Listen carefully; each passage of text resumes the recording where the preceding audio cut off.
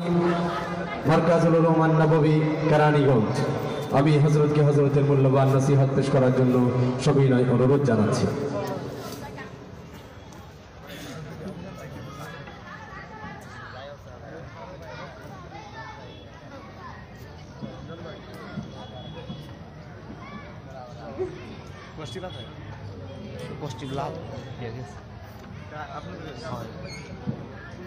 السلام عليكم ورحمة الله وبركاته.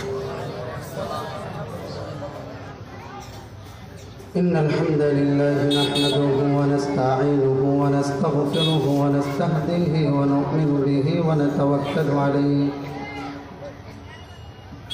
ونعوذ بالله من شرور أنفسنا ومن سيئات أعمالنا. من يهده الله فلا مضل له ومن يضلله فلا هادي له. ونشهد أن لا إله إلا الله وحده لا شريك له.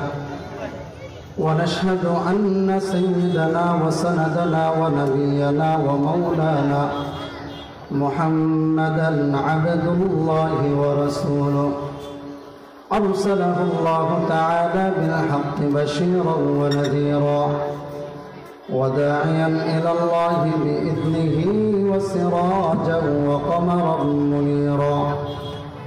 أما بعد فأعوذ بالله من الشيطان الرجيم.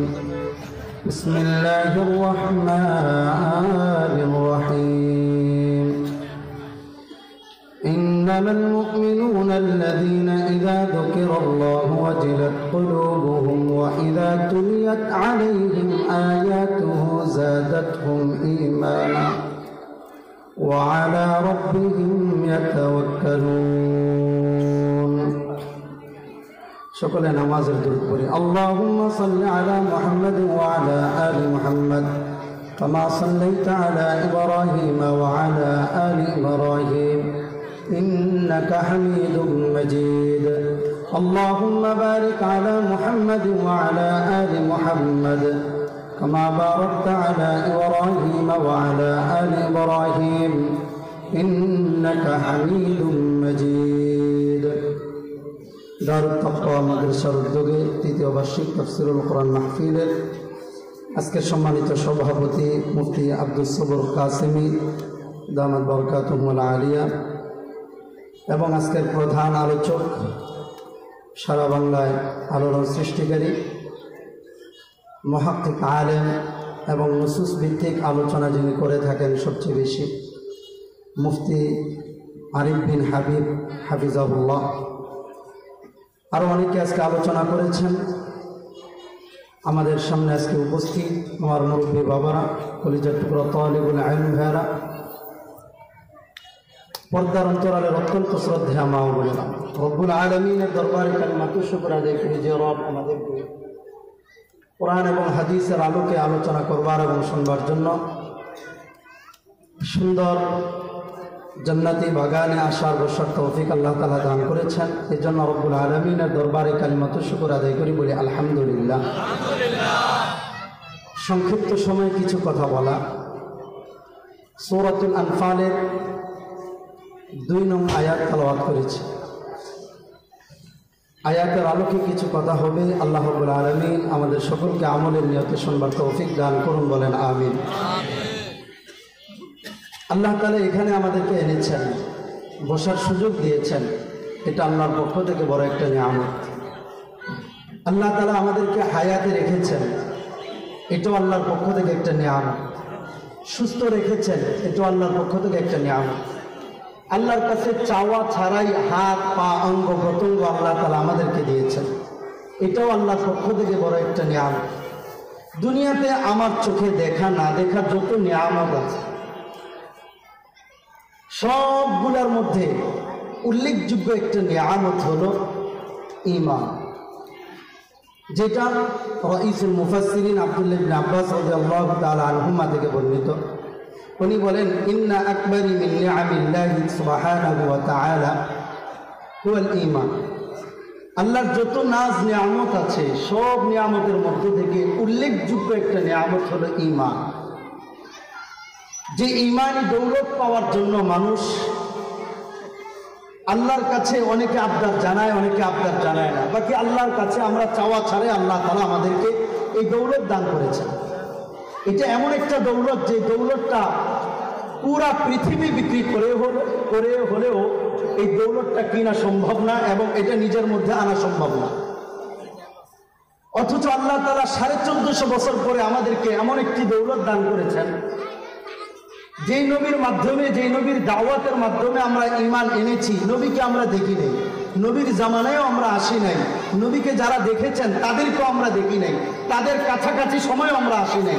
1450 বছর পরে আল্লাহ তাআলা আমাদেরকে দুনিয়াতে পাঠাইয়া, নবীর কোনো আত্মীয় স্বজনও না, নবীর রক্তের সম্পর্কেও কেউ না আমরা, সাহাবীদের রক্তের সম্পর্কেও কেউ না আমরা, কোনো নবীর বাবাও না, চাচাও না, সন্তানও না, অথবা আমাদের মা বোন যারা আছেন কোনো নবীর স্ত্রীও না, চাচিও না, আত্মীয় স্বজন কেউ না। তারপর আল্লাহ তাআলা এমন একটা দৌলত দান করেছেন যে দৌলত নবীর বাবা হয়েও অনেক সময় পায় নাই।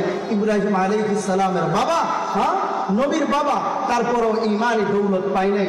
নবী আলাইহিস সালামের নবীর স্ত্রী লূত আলাইহিস সালামের স্ত্রী নবীর স্ত্রী হয়েও ঈমানের দৌলত পায় নাই। নবীর সন্তান হয়েও ঈমানের দৌলত পায় নাই, যেমনটা নূহ আলাইহিস সালামের সন্তান। নবীর চাচা হয়েও ঈমানের দৌলত পায় নাই, যেমনটা আমার আপনার নবীর চাচা আবু তালেব নবীর আত্মীয় স্বজন হয়েও ঈমানের দৌলত পায় নাই। আর আমরা আল্লাহর কাছে না চাইতেই আল্লাহ তাআলা আমাদেরকে ঈমানি দৌলত দান করেছেন। যেই দৌলত যার যত দাম বেশি এটাকে যত্ন করতেও তত বেশি, তাই না? যার দাম যত বেশি হয় এটাকে যত্ন করতেও হয় তত বেশি। কারণ দাম যখন বেশি হয় এটাকে যদি আপনি যত্ন না করেন তখন এটার মূল্য থাকে না। আপনার স্বর্ণের দাম আছে, এটার দাম বেশি, এটাকে আপনি যত্ন করবেন, যত্নে সুন্দরভাবে রেখে দিবেন। স্বর্ণের তুলনায় রূপার দাম কম, ওইটাকে আপনি ততটুকুন যত্নে রাখবেন না, স্বর্ণটাকে আপনি যতটুকুন যত্নে রাখবেন। ঠিক তেমনই ভাবে যেই জিনিসের দাম বেশি, যেই জিনিসের কদর বেশি, ওই জিনিস নিয়ে মানুষ মেহনত করে বেশি।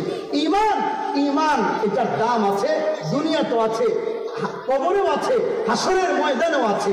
যেহেতু এটার দাম বেশি, আল্লাহ তাআলা এই জন্য বলেছেন, বান্দা আমি হলাম ক্রেতা, তোমরা হলো বিক্রেতা, তোমরা আমি আল্লাহর কাছে বিক্রি করবা। ঈমানটা যদি আমার কাছে বিক্রি করতে পারো, যদি ঈমানটাকে তুমি তাজা রাখতে পারো, মানুষ স্বাভাবিকভাবে তাজা বস্তুর পিছনে পড়ে। বাজারে গেলে তাজা ফল কোনটা, তাজা শাকসবজি কোনটা, তাজা মাছ কোনটা, তাজা হলে কিনে, না হলে কিনে না, তাই তো? ঈমানটা যখন তাজা হবে, রব্বুল আলামিন কোরআনের মধ্যে বলেন, ইন্নাল্লাহা আশতারা মিনাল মুমিনিনা আনফুসাহুম ওয়া আমওয়ালাহুম বিআন্না লাহুমুল জান্নাহ। আল্লাহ তাআলা মুমিনদের থেকে জান মাল ক্রয় করবেন। আল্লাহ ক্রেতা, আমরা বিক্রেতা। ক্রেতাকে আল্লাহ, আমরা বিক্রেতা। আমরা যখন ক্রেতা হই, বিক্রেতার কাছ থেকে বস্তুটা তাজা না হলে কিনতে চাই না। ঠিক তেমনই ভাবে আমাদের কাছে যে ঈমানের দৌলত আছে, ঈমানটা যদি তাজা না হয়, আল্লাহ তাআলা আমার থেকে ঈমানটা কিনবেন না। এই জন্য ঈমান তাজা রাখার জন্য, ঈমান তাজা রাখার জন্য রব্বুল আলামিন কোরআনের মধ্যে সূরাতুল আনফালের 2, 3, 4 নং আয়াতের মধ্যে বলেন, একটা মানুষ যদি নিজের ঈমানটা তাজা রাখতে চায়, আল্লাহর কুদরতি খাতায় নিজের নামটা মুমিনের কাতারে লিখতে চায়, তাহলে পাঁচটা গুণ তার মধ্যে পরিপূর্ণভাবে অর্জন করতে হবে, নিজের মধ্যে আনতে হবে। তাহলে আল্লাহ তাআলা তার নামটা মুমিনের কাতারে লেখা, ঈমানদারদের কাতারে লেখা, আল্লাহ তাআলা জান্নাতুল ফেরদাউসের মেহমান বানাবেন। সুবহানাল্লাহ। এই জন্য আল্লাহ তাআলা বলেন, ইন্নামাল মুমিনুনা আল্লাযীনা ইযা যুকিরাল্লাহ ওয়াজিলাত কুলুবুহুম ওয়া ইযা তুলিয়াত আলাইহিম আয়াতুহু যাদাতুহুম ঈমানা ওয়া আলা রাব্বিহিম ইয়াতাওয়াক্কালুন। আল্লাহ তাআলা বলেন, মুমিন ওই ব্যক্তি নিজেকে দাবি করতে পারবে যখন তার মধ্যে, তার জবান দিয়ে সবসময় আল্লাহর জিকির সবসময় বের হতে থাকবে। জিকির, আমার হাত করবে হাতের কাজ, পা করবে পায়ের কাজ। রাস্তা দিয়ে চলতেছি, আমার হাঁটার কাজটা পা করতেছে, আমার ধরার কাজটা হাত করতেছে, কিন্তু আমার জবান করবে আল্লাহর কাজ। জবান আল্লাহর কাজ। যখন জবানটা আল্লাহর কাজ করবে, মালাকুল মউত যখন আমার কাছে চলে আসবে, তখন আল্লাহ তাআলা এমনিতেই আমার জবান দিয়া কালিমা বের করে দিবে। সুবহানাল্লাহ। আমাদের থেকে অনেক আকাবির অতীত হয়েছেন।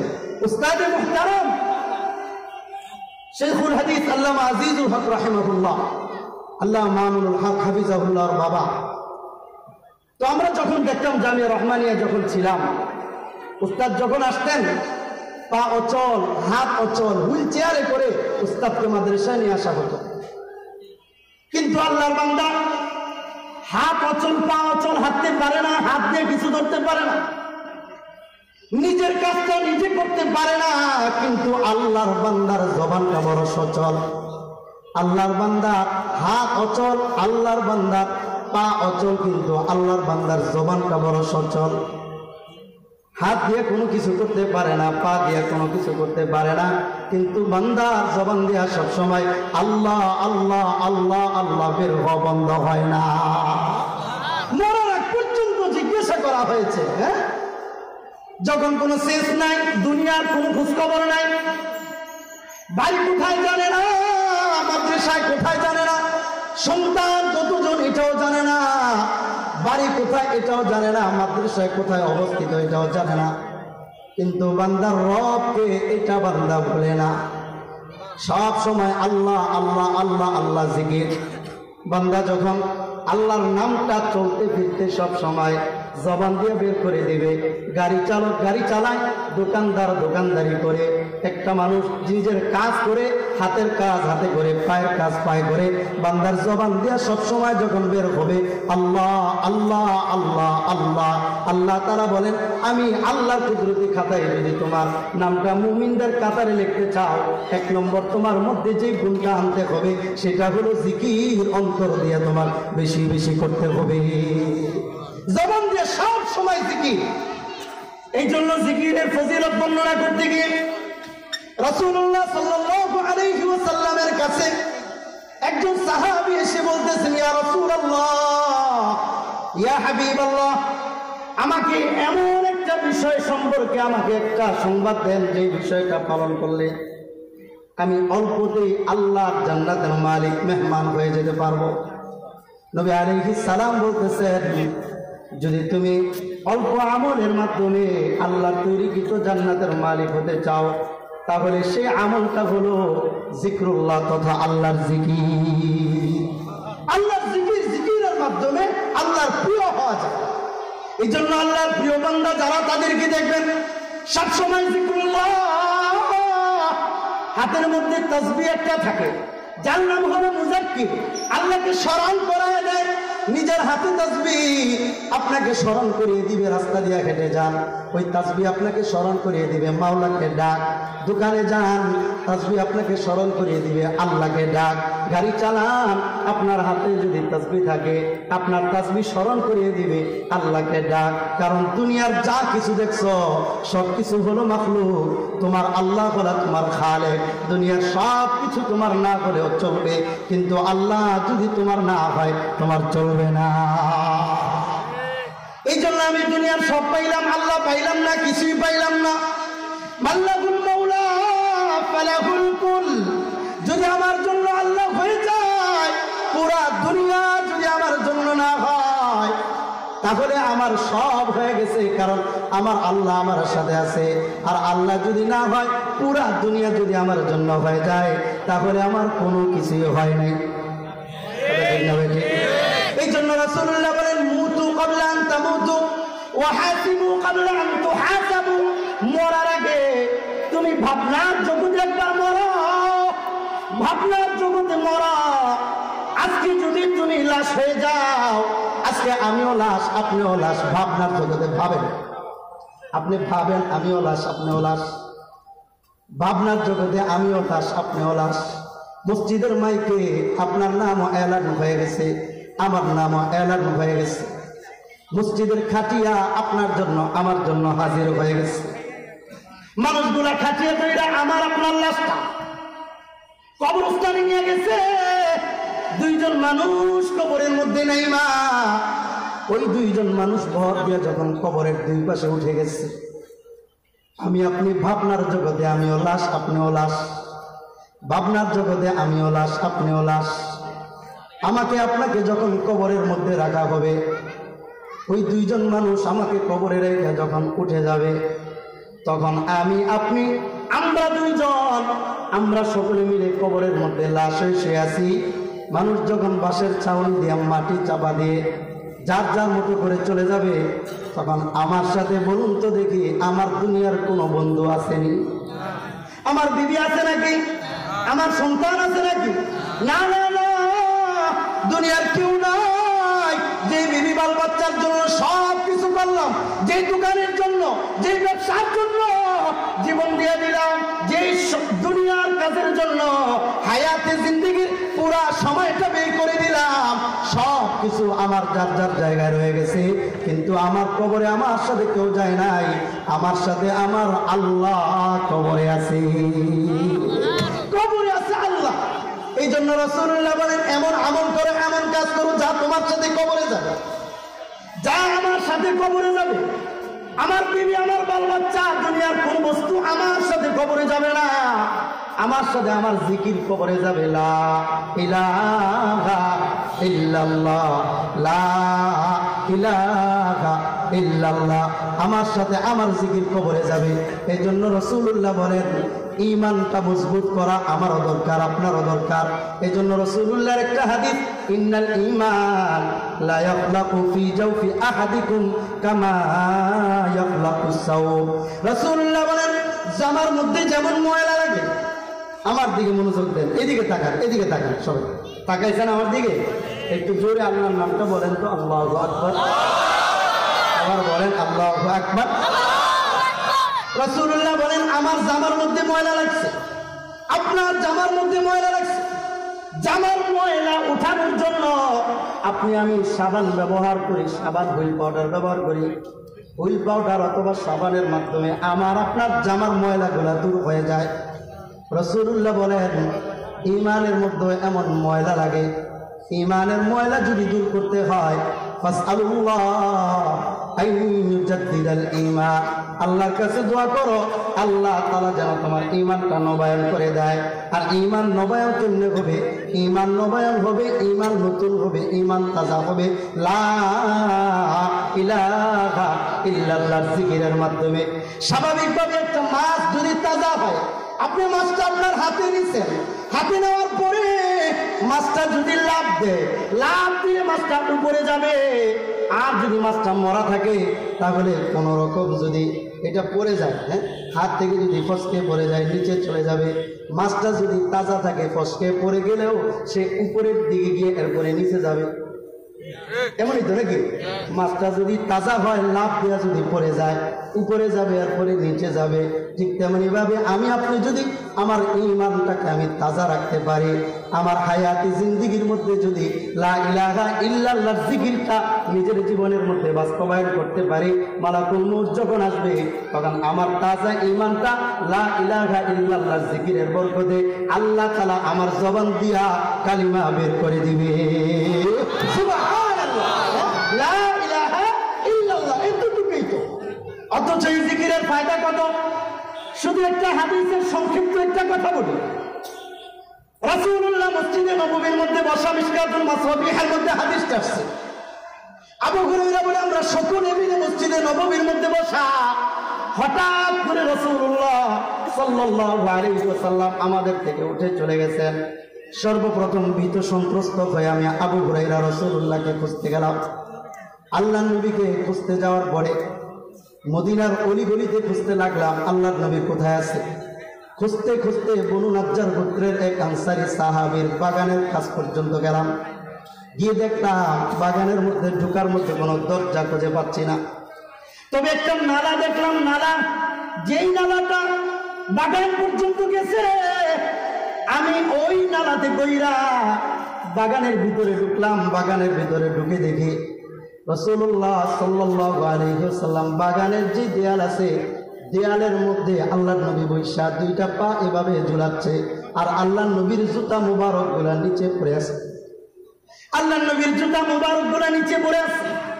আবু হুরায়রা গিয়ে সালাম দিলেন, আল্লাহর নবী সালামের জবাব নিলেন, বললেন, আবু হুরায়রা এখানে কেন আসছো?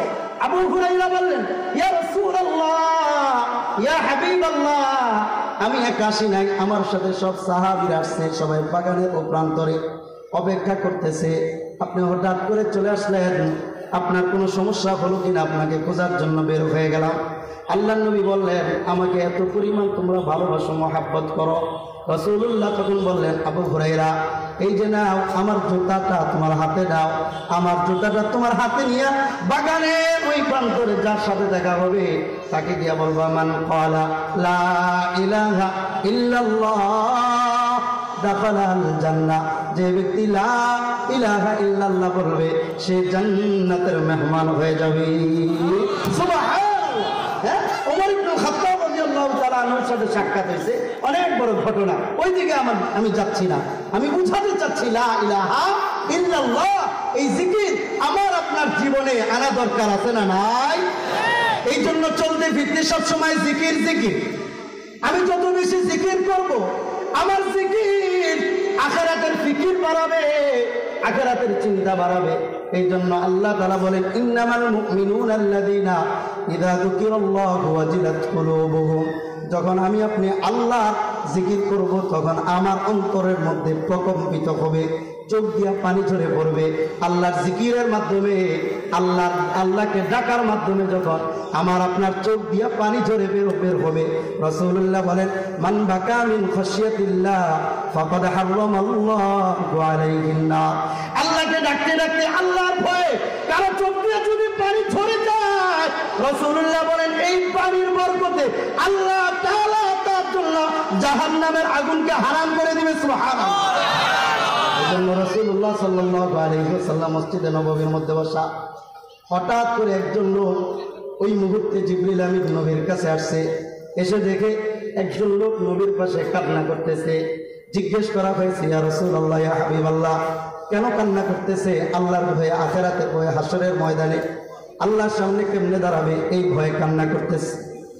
জিবরিল আমিন তখন আল্লাহর নবীকে বললেন, ও মুহাম্মদ, এই যে চোখের পানি, আল্লাহর ভয়ে যে চোখের পানি পড়ে যায়, দুনিয়ার মধ্যে সব কিছুর বিনিময় আছে। নামাজ পড়লে নামাজের বিনিময় জান্নাত আছে, দান সদকা করলে এটার বিনিময়ে আল্লাহ তাআলা বিপদ আপদ দূর করে দেয়। দুনিয়ার মধ্যে যত ভালো কাজ আছে সব ভালো কাজের একটা বিনিময় আছে, কিন্তু চোখের পানির কোনো বিনিময় হয় না। তাহলে কি হয়? জিবরিল আমিন বলেন, চোখের পানির বিনিময় একটাই, সেটা হলো চোখের পানির মাধ্যমে আল্লাহ তাআলা জাহান্নামকে দূরে সরায় দেয়। সুবহানাল্লাহ। নিজেকে নিজের বিবেককে প্রশ্ন করি তো, গত সপ্তাহখানিকের মধ্যে, গত মাসের মধ্যে কয়জনে আল্লাহর ভয়ে চোখের পানি ফেলাইছে? কয়জনে আল্লাহর ভয়ে চোখের পানি ফেলাইছে? দুনিয়ার মধ্যেও তো যে ঝর্ণায় পানি ঝরে না, ওই ঝর্ণার দাম মানুষের কাছে থাকে না। আপনি সিলেট যান, জাফলং যান, রাঙ্গামাটিতে যান, যে ঝর্ণায় পানি ঝরে না, এই ঝর্ণার দাম আমার আপনার কাছে নাই। আল্লাহ তাআলা আমার আপনার দেহের মধ্যে 3.5 হাত বডির মধ্যে 2টা ঝর্ণা দিয়েছেন। এই ঝর্ণা দিয়ে পানি না ঝরলে আল্লাহর কাছেও আমার আপনার দাম থাকবে না। কত জায়গায় তো হাসলাম, হাসির মজলিসের অভাব নাই, হাসতে হাসতে পেট ব্যথা হয়ে যায়, কই কাঁদতে কাঁদতে কোনোদিন তো শরীর দুর্বল হয় না। অথচ আমার আপনার জান্নাত হবে এটা কোনো নিশ্চিত না। ওমর ইবনে খাত্তাব রাদিয়াল্লাহু তাআলা আনহু, যার জান্নাত নিশ্চিত ছিল, যার জান্নাতটা রাসূলুল্লাহ মেরাজের রাত্রিতে ওমর ইবনে খাত্তাবের জান্নাত দেখে আসছে, যার জান্নাতি হুর আল্লাহর নবী দেখে আসছে। নবী যার ব্যাপারে বলেন, আমার পরে যদি কোনো নবী হয়, কেউ নবী হইতো, তাহলে সেই হতো ওমর। ওমরের ব্যাপারে আল্লাহর নবী বলেন, শয়তান ওমর যে রাস্তা দেওয়া যায়, শয়তান এই রাস্তা দেওয়া যায় না।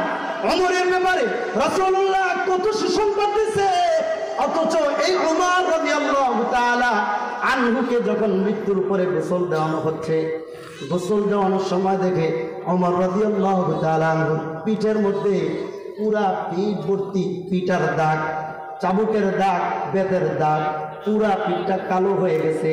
বেত দিয়া লাঠি দিয়া বাড়ি দিলে রক্ত জমাটবদ্ধ হয়ে জায়গাটা কালো হয়ে যায় কি যায় না?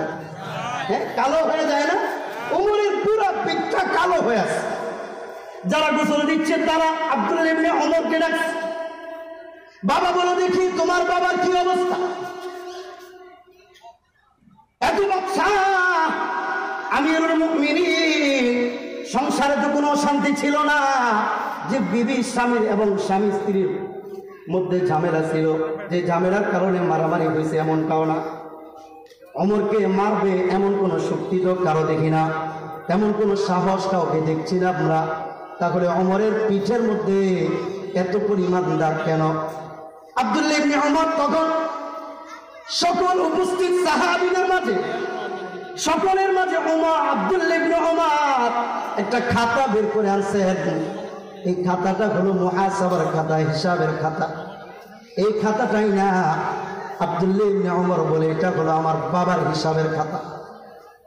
প্রতিদিন রাত্রে বাবা যখন ঘুমাইতে যাইতো খাতাটা খুলতো, খাতাটা খুইলা বাবা সারাদিন কোন আমলটা কমতি হয়েছে, কোন অপছন্দনীয় কাজটা হয়ে গেছে, এগুলা বাবা হিসাব করতেন, হিসাব করে লিখতেন। লেখা এরপরে বাবা নিজের হাতে ওই ঘরের মধ্যে বেঁধে রাখা লাঠিটা, বেটটা, চাবুকটা নিজের হাতে নিয়ে নিজের পিঠের মধ্যে আঘাত করতেন আর বলতেন, ওমর দুনিয়ার মধ্যে কমতি করছস, দুনিয়ার সাজা দুনিয়াতে ভোগ করে যা, হাসরের সাজার জন্য অপেক্ষায় থাক। যদি আমি ওমরের হাতের বাড়ি তুই ওমর সহ্য করতে না পারো, রব্বুল আলামিনের সাজা তুই কোনোদিন সহ্য করতে পারবি না। এই বলে ওমর নিজের শরীরের মধ্যে নিজে আঘাত করত। হায়াতে জিন্দিগির মধ্যে 20 বছর, 30 বছর, 40 বছর, 50 বছর চলে গেছে, এখনো পর্যন্ত এমনও কোনো দিন হয়েছে কিনা যে দিনের মধ্যে আমি আপনি রাত্রি ঘুমের আগে সারা দিনের হিসাব করছি, যদি আমার মৃত্যু হয়ে যায় আগামীকাল আল্লাহর সামনে দাঁড়ায়া কি হিসাব আমি দিব। অথচ আল্লাহ তাআলা তো বলতেছেন, ইত্তাকুল্লাহ ওয়াল তানজুর নাফসুম মা কদ্দামাত লিগাদি ওয়াত্তাকুল্লাহ ইন্নাল্লাহা খাবীরুম বিমা তা'মালুন। সারা দিন ব্যবসা বাণিজ্য করা, ব্যবসা বাণিজ্য করার নাম সফলতা নয়। ব্যবসার পরে মাগরিবের, ব্যবসা বাণিজ্য শেষে মাগরিবের পরে অথবা এশারের পরে হিসাব করা, এটার নাম হলো সফলতা। আপনি যদি হিসাব না করে সারা জীবন খালি ব্যবসা করেই যান, বছর শেষে দেখবেন গোলামি। কারণ আপনি কি খরচ করতেছেন, কি আপনার আয় হচ্ছে, কি ব্যয় হচ্ছে আপনি তো জানেন না। এই জন্য ব্যবসায়ীদের জন্য গুরুত্বপূর্ণ একটা বিষয় হলো দোকান বন্ধ করার আগে, শাটার বন্ধ করার আগে বসবে, বসে সারাদিনের হিসাব করবে, কয়টা পণ্য বিক্রি হয়েছে, কত টাকা আয় হয়েছে, কত টাকা ব্যয় হয়েছে, মাস শেষে কি হবে, প্রতিদিনের হিসাব প্রতিদিন করে। এটা যদি দুনিয়ার জিন্দিগির হয়, তাহলে এই দুনিয়ার জিন্দিগিতে নির্দিষ্ট কয়েকদিন সময় থাকবো, তাহলে যে হাসরের ময়দানে আমার শুরু আছে শেষ নাই, ওইটার জন্য হিসাব দরকার আছে না নাই? কিন্তু ওইটার জন্য হিসাব কয়দিন করলাম আমি, কয়দিন করছি আমি? সব কিছুর হিসাব আছে। মরার পরে আমার কি হবে এই হিসাবটা আগে আমার নিজের হিসাব নিজে দিই, এরপরে আল্লাহর সামনে দাঁড়াবো। নিজের হিসাব যদি নিজে দিতে পারি, এরপরে হলো অন্যের চিন্তা। এই জন্য মুসলমান সব সময় নিজের হিসাব, প্রতিদিন ঘুমাতে যাওয়ার আগে একাকী ঘরের মধ্যে বসে সারা দিনের চিন্তা করা, আমি কয়টা অন্যায় করেছি। আহারে, এই যে অন্যায় করে আমি ঘুমাবো, এই যে ঘুমানোর পরে আমি যে মরে যাবো, এটা কি আমি জানি? জানেন না? গতকালকে সব দিনে মরছিলেন, আমিও মরছিলাম, বিশ্বাস হয় না। আল্লাহ তাআলা বলেন সূরাতুল আনআম খুলে দেখেন, 7 নং পারা 14 নং পৃষ্ঠার মধ্যে আল্লাহ বলেন, ওয়া হুয়াল্লাযী ইয়াতাওয়াফাকুম বিল-লাইল। আল্লাহ বলেন, বান্দা আমি আল্লাহ প্রতিদিন রাত্রে তোকে মরণ দেই, প্রতিদিন রাত্রে আমি আল্লাহ তোকে মৃত্যু দেই। ওয়া হুয়াল্লাযী ইয়াতাওয়াফাকুম বিল-লাইল ওয়া ইয়ালামু মা জারাহতুম বিন-নাহার সুম্মা ইয়াবআথুকুম ফীহি লিইউকযা আজালুন মুসাম্মা। ও বান্দা, প্রতিদিন রাত্রে আমি আল্লাহ তোকে মরণ দেই, এরপরে রূহটা আমি আল্লাহর কাছে চলে আসে। আমি আল্লাহর কাছে এসে বলে, আল্লাহ রূহটা বান্দাকে যেই কাজের জন্য দিছিলেন এই কাজ তো বান্দা করে না, যাবো নাকি আপনি বলেন? আপনি যদি বলেন তাহলে যাব, অন্যথায় যাব না। ওই মুহূর্তে আল্লাহ বলেন, যা যা যা, তুম্মা ইয়াবআতুকুম ফীহি লিয়ুকযা আজালুম মুসাম্মা। ঘুমের আগে যে অন্যায়গুলা করছি এই অন্যায়গুলা যেন আমি না করি, এই জন্য আল্লাহ তাআলা আবার আমাকে রূহটা দেন। ও যুবক, তুমি ঘুমাতে যাইয়া গান বাজনা শুনতে শুনতে ঘুমাও। ও মুরব্বী বাবা, আমি আপনি রিমোটটা হাতে দিয়া টিভি চাইয়া বেগানা নারীদের ছবি দেখতে দেখতে ঘুমায় যায়, অথচ আমি ঘুমাই, আমার রূহটা আল্লাহর কাছে চলে যায়। আমি তখন ঘুম আর মরা সমান সমান। এই জন্য একটা মানুষ যখন ঘুম থেকে ওঠে দোয়া কি করে? আলহামদুলিল্লাহিল্লাযী আহইয়ানা বা'দামা আমাতানা। তার মানে কি, আল্লাহ মরণ দেওয়ার পরে আল্লাহ আপনি আমাকে জীবন দিয়েছেন, এই জন্য আপনার কৃতজ্ঞতা আদায় করতেছি। বুঝাইতে পারি না আপনাদের? হ্যাঁ, অপর একটা হাদিসের মধ্যে আসছে, রাসূলুল্লাহ বলেন আলহামদুলিল্লাহিল্লাযী রাদ্দা আলাইয়া রূহি। আল্লাহ আপনার প্রশংসা, আপনি আমাকে রূহটা ফেরত দিয়েছেন, শুকরিয়া আদায় করতেছি। তুমি প্রতিদিন রূহ পাইয়া তুমি বাহাদুরি কইরা তুমি চলো, তুমি হাঁটো, মনে করো তুমি কত বড় হয়ে গেছো। একবারও কি চিন্তা করেছো আজকে রাত্রে ঘুমানোর পরে রূহটা যদি আল্লাহ নিয়ে যান, রূহটা যদি ফেরত না দেন, তাহলে এমন কার কি শক্তি আছে রূহটা আল্লাহর কাছ থেকে নিয়ে আসবে? আসেনি এমন শক্তি কারো? এই জন্য মুসলমান প্রতিদিন ঘুমের আগে হিসাব করা, আমার আপনার হিসাব করা চাই। এই জন্য আল্লাহ তাআলা বলেন, মুমিনের খাতায় যদি তোমার নামটা লিখতে হয়, 1 নম্বরে তোমার দৈনন্দিন কাজের মধ্যে তুমি একটা জিনিস রাখো, সেটা হলো জিকির। 2 নম্বর, ওয়া ইযা তুলিয়াত আলাইহিম আয়াতুহু যাদাতুহুম ঈমানা। তুমি কোরআন তেলাওয়াত করো, কোরআন তেলাওয়াতের মাধ্যমে ঈমান বৃদ্ধি পাবে। রাসূলুল্লাহ সাল্লাল্লাহু আলাইহি ওয়াসাল্লাম বলেন, ইন্না হাযিহিল কুলুব তাসদাউ কামা ইয়াসদাউল হাদীদ। কিলা ইয়া রাসূলুল্লাহ ফামা জিলাউহা? ক্বালা তিলাওয়াতুল কুরআন। আল্লাহর নবী বলতেছেন, লোহা যেমন জং ধরে, অন্তর কলবটাও তেমন জং ধরে। এই কথাটা কি বুঝছেন? বুঝছেন না আমার কথাটা? বুঝেন না? কি বলছি বলেন? লোহা যেমন জং ধরে, কলবটাও জং ধরে। কলবটা কি? কলব হলো ইঞ্জিন। কলবটা কি? ইঞ্জিন। পুরোটা হলো আমার বডি। আপনি হুন্ডাই কোম্পানির একটা গাড়িতে উঠলেন, কক্সবাজার যাবেন, ভাড়া হলো স্লিপার, হ্যাঁ সিট হলো স্লিপার, আপনি ভাড়া হলো 2500 টাকা বা 3000 টাকা। হ্যাঁ, উপর দিয়ে সব ভালো, হ্যাঁ বিছানাও ভালো, সিটও ভালো, হ্যাঁ সব কিছু ভালো, ইঞ্জিনটা খারাপ। ওই গাড়ির কোনো দাম আছে নি? দাম আছে? সময় মতো গন্তব্যে বুঝতে পারবেন। তাহলে আমাদের গন্তব্য কোথায়? জান্নাত। আমাদের গন্তব্য কোথায়? আমরা ছিলাম কোথায়? যাব কোথায়? জান্নাত। বুঝেন নাই? না বুঝেন নাই আপনারা? হ্যাঁ বুঝতেছেন? আমরা ছিলাম কোথায়? আসল বাড়ি কোথায়? সবাই বলেন, আওয়াজ করে বলেন। একটু গ্যারান্টি দিতে পারবো, আপনারা মুখ খুলে বললে গুনাহ হবে না, কোনো নেকি হবে। কাউলুন মারুফুন সাদাকা। প্রত্যেকটা ভালো কাজে এক একটা করে নেকি হয়। হ্যাঁ, তাহলে বলেন আমাদের আসল বাড়ি কোথায়? যাব কোথায়? আসছি কোথায়? জান্নাতে না? আর দুনিয়া সিজনুল মুমিন ওয়া জান্নাতুল কাফির। দুনিয়া হলো মুমিনদের জন্য কারাগার, আওয়ামী লীগের জন্য জান্নাত। মজা করলাম আর একটু। যারা নাফরমানি করবে, যারা জুলুম করবে, তাদের জন্য হলো জান্নাত। আর যারা মুমিন তাদের জন্য এটা কারাগার। তা আমাদের আসল বাড়ি কোথায়? হ্যাঁ, যাবো কোথায়? আসি কোথায়? এটা দুনিয়ার জাহান্নামে আছে। এই জন্য মুসলমান রাসূলুল্লাহ বলেন, ইন্না হাযিহিল কুলুব, এইটা হলো আমার আপনার, এইটা হলো ইঞ্জিন। আমার গন্তব্য হলো জান্নাত। এই ইঞ্জিন যদি ভালো না হয় আমি জান্নাতে যেতে পারবো না। গাড়ির ইঞ্জিন যদি ভালো না হয় বা গাড়ির পুরা দেহটা যতই ভালো হোক না কেন, আপনি সময় মতো গন্তব্যে যাইতে পারবেন না। আপনার ইঞ্জিন যদি ভালো না হয় তাহলে আপনি সময় মতো জান্নাতে যাইতে পারবেন না। এই জন্যই তো আদম আলাইহিস সালামকে যখন আল্লাহ বানাইছেন, শয়তান আদমের মুখ দিয়ে ঢুকছে, দুইটা পিছন দিক দিয়ে বের হইছে। বের হইয়া শয়তান বলতেছে, আদমের পুরা দেহের মধ্যে আমি ঘুরে দেখেছি, এমন কোন বস্তু নাই যে বস্তু দিয়া আদম সন্তান আমার ধোঁকা থেকে বাঁচতে পারবে।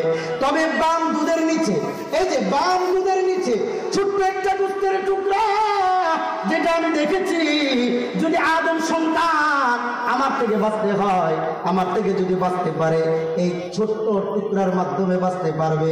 রাসূলুল্লাহ বলেন এই টুকরাটা হলো আলা ওয়াহিয়াল কলব, এই টুকরাটার নাম হলো কলব।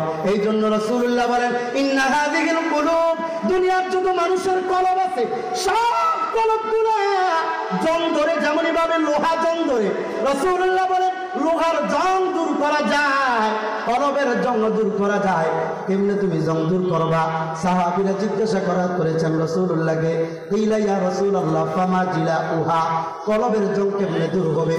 রাসূলুল্লাহ বলেন তিলাওয়াতুল কুরআন, কোরআন তেলাওয়াত যত বেশি হবে আমার আপনার কলবের জং তত তাড়াতাড়ি দূর হবে। সুবহানাল্লাহ। কয়দিন কোরআন তেলাওয়াত করছি, পারি তো না, শিখারও চেষ্টা করি না, অথচ কোরআন তেলাওয়াত এমন একটা বিষয়। আল্লামা হাফেজ শামসুদ্দিন আয-যাহাবী রাহমাতুল্লাহি আলাইহি ওনার লিখিত কিতাব মারিফাতুল কুররাইল কিবার আলা তাবাকাত ওয়াল আসারের মধ্যে লেখা হয়, নাফি ইবনে আব্দুর রহমান একজন কারি ছিলেন, জগৎ বিখ্যাত একজন কারি ছিলেন। ওনার আদত ছিল প্রতিদিন যখন উনি ঘুমাইতেন, ঘুমানোর সময় ওনার আদত ছিল কোরআন তেলাওয়াত করে ঘুমাইতেন। কোরআন তেলাওয়াত করতে করতে ঘুমাইতেন। আপনি ঘুমান কোরআন তেলাওয়াত করতে করতে। ইয়াসআলুকান নাসু আনিস সাআহ কুল ইন্নামা ইলমুহা ইনদাল্লাহ ওয়া মা ইউদরিকা লাআল্লা আস-সাআতা তাকুনু করিবা ইন্নাল্লাহা লা'নাল কাফিরিনা ওয়া আ'আদ্দা লাহুম সা'ীরা খালিদিনা ফিহা আবাদা লা ইয়াজিদুনা ওয়ালিয়ান ওয়ালা নাসীরা। কোরআন তেলাওয়াত করেন, আপনি কোরআন তেলাওয়াত করেন আর করতে করতে ঘুমায় যান। নাফি ইবনে আব্দুর রহমান কোরআন তেলাওয়াত করতে করতে ঘুমায় যায়। ওই নাফি ইবনে আব্দুর রহমান উনি বলতেছে কোরআন তেলাওয়াত করতে করতে আমি ঘুমাই গেছি, যখন আমার ঘুম চলে আসছে আমি ঘুমের ঘরে স্বপ্ন দেখি রাহমাতুল লিল আলামিন মুহাম্মাদুর রাসূলুল্লাহ সাল্লাল্লাহু আলাইহি ওয়াসাল্লাম আমার পাশে চলে আসছে। আমার পাশে এসে উনিও কোরআন তেলাওয়াত করতেছে। রাসূলুল্লাহর কোরআন তেলাওয়াত যখন রাসূলুল্লাহ করতেছেন, একটা মানুষ যখন কথা বলে তখন তার মুখ দিয়ে লালা বের হয়, থুতু বের হয়। রাসূলুল্লাহ যখন কোরআন তেলাওয়াত করতেছে, রাসূলুল্লাহর জবান থেকে লালা বের হইছে, থুতু বের হইছে। এই থুতুটা নাফি ইবনে আব্দুর রহমানের মুখের মধ্যে গেছে। মুখের মধ্যে যখন গেছে, যাওয়ার পরে সকালবেলা যখন বিবির কাছে যায়, বিবি বলে এমন কি আতর লাগাইছো যে আতরের কারণে তোমার শরীর থেকে সুগন্ধি আসতেছে? নাফি ইবনে আব্দুর রহমান বলে না, কিছু লাগাই নাই। দরজায় যায়, ছাত্ররা বলে কি আতর লাগাইছেন হুজুর? অন্য দিনের তুলনায় ভিন্ন একটা ঘ্রাণ পাচ্ছে। হুজুর বলতেছেন না, কোনো কিছু লাগাই নাই। যখন রহস্য গোপন করতে পারে নাই, বলতে বাধ্য হয়ে গেছে, নাফি ইবনে আব্দুর রহমান বলে আমার প্রতিদিনের আদত, আমি কোরআন তেলাওয়াত করি, কোরআন তেলাওয়াত করতে করতে আমি ঘুমাই যাই। একদিন আমি রাত্রেবেলা কোরআন তেলাওয়াত করতে করতে ঘুমাই গেছি। আমি ঘুমের ঘরে স্বপ্ন দেখি রাসূলুল্লাহ আমার পাশে এসে কোরআন তেলাওয়াত করতেছে। রাসূলুল্লাহ লালা মুবারক আমার জবানে ঢুকে গেছে, এই জন্য আমার জবান দিয়ে আমি সম্বরের ঘ্রাণ আসতেছে। সুবহানাল্লাহ। কিতাবের মধ্যে লেখা হয় নাফি ইবনে আব্দুর রহমান যতদিন দুনিয়াতে বেঁচে ছিলেন ততদিন আর ওনার কোনো ধরনের আতর ব্যবহার করতে হয় নাই। শুধু কি উনি না 1 থেকে 2 মিনিটের মধ্যে শেষ করে দেব। নাফি ইবনে আব্দুর রহমান থেকে বর্ণিত জাফর ইবনে ইয়াজিদ ইবনে কাকা আল-মাদানি ওনার ব্যাপারে বলা হয় উনি একজন কারি ছিলেন, কোরআন তেলাওয়াত করতেন। ওনার যখন ইন্তেকাল হয়ে গেছে, ওনার ইন্তেকালের পরে যখন ওনাকে মানুষ গোসল দিতে নিয়ে যাবে, শরীরের কাপড়গুলা যখন সব সরাইছে, সরানোর পরে দেখে এই যে কণ্ঠনালী থেকে নিয়ে এই যে সিনার শেষ পর্যন্ত পুরা সিনার মধ্যে কোরআনের ছাপ ভেসে উঠছে। সুবহানাল্লাহ। সকল মুফতি সাহেবকে জিজ্ঞাসা করা হয়েছে এটা কিসের নূর? সকলে বলতেছে হাযা নূরুম মিন নূরি তিলাওয়াতিল কুরআন। এটা দুনিয়ার কোনো আলো নয়, এটা দুনিয়ার কোনো আলো নয়, দুনিয়ার কোনো নূর নয়, এটা হলো কোরআন তেলাওয়াতের নূর। কোরআন তেলাওয়াত করছে, এই জন্য আল্লাহ তাআলা এই কোরআন তেলাওয়াতের বরকতে তার সিনার মধ্যে নূর প্রকাশ করে দিয়েছে। সুবহানাল্লাহ। এই যদি হয় দুনিয়ার হালত, কবরেও তো নূর থাকবে। 2 নম্বর ওয়াইদা তুলিয়াত আলাইহিম আয়াতুহু যাদাতহুম ঈমানা। 3 নম্বর ওয়া আলা রাব্বিহিম ইয়াতাওয়াক্কালুন, আল্লাহর উপর তাওয়াক্কুল করা। হ্যাঁ, আল্লাহর উপর পরিপূর্ণভাবে তাওয়াক্কুল করা। লাউ আন্নাকুম তাতাওয়াক্কালুনা আলাল্লাহি হাক্কা তাওয়াক্কুলি লারাযাকাকুম কামা ইয়ারযুকুত তায়র তাগদু খিমাসা ওয়া তারুহু বিতানা। 3 নম্বর তাওয়াক্কুল। 4 নম্বর হলো আল্লাযীনা ইউকিমুনাস সালাহ, নামাজ কায়েম করা, নামাজ পড়া। মান তারাকাস সালাতা মুতাআম্মিদা ফাকাদ কাফার, নামাজ ছেড়ে দিবেন তো কুফরি শুরু করে দিলেন। 5 নম্বর হলো আল্লাযীনা ইউকিমুনাস সালাহ ওয়া মিম্মা রাযাকনাহুম ইউনফিকুন, আল্লাহর রাস্তায় দান করা। এই 5টা গুণ যখন আমার আপনার মধ্যে পরিপূর্ণভাবে আসবে, আল্লাহ তাআলাই সার্টিফিকেট দিচ্ছেন। কোন স্কুল, কলেজ, ইউনিভার্সিটি, মাদ্রাসা থেকে সার্টিফিকেট নয়, সরাসরি রব্বুল আলামিন সার্টিফিকেট দিচ্ছেন। উলাইকা হুমুল মুমিনুনা হাক্কা, তোরা প্রকৃত মুমিন, তোরাই জান্নাতি। তোদের মর্যাদা কি হবে? লাহুম দারাজাতুন ইনদা রাব্বিহিম, আমি আল্লাহর কাছে তোদের অনেক মর্যাদা থাকবে। ওয়া মাগফিরাতুন, আমি আল্লাহ তোদেরকে ক্ষমা করে দিব। ওয়া রিজকুন কারীম, এত পরিমাণ রিজিক দিব। ওয়া ইন তাউদ্দু নি'মাতাল্লাহি লা তুহসুহা, আমি আল্লাহর রিজিক গুনেও শেষ করতে পারবি না। সুবহানাল্লাহ ওয়া মা তাওফীক ইল্লা বিল্লাহ। আসসালামু আলাইকুম।